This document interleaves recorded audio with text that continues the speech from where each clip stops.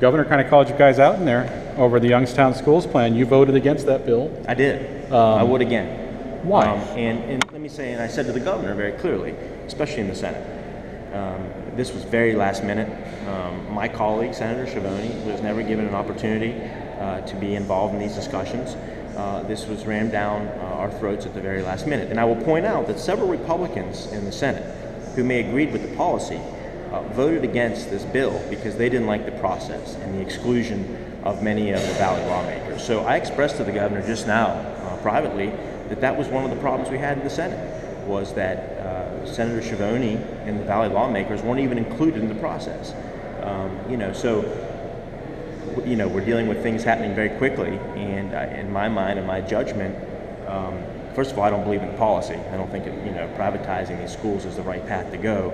But in terms of the process, the Valley lawmakers will never even get an opportunity to be involved in the discussion. And that is why we oppose it. That's why several Republicans, seeing the statewide implications of this, I believe, chose to vote against it.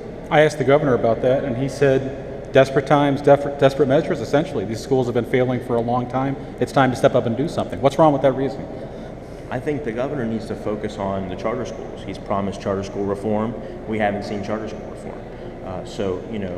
If he's willing to apply an equal standard across the board, he said that today, but we have yet to see meaningful charter school reform take place here. So, certainly we recognize the challenges in these schools, and I think it takes a community. You have to have everybody involved. Those Valley lawmakers were not included. They weren't part of the dialogue.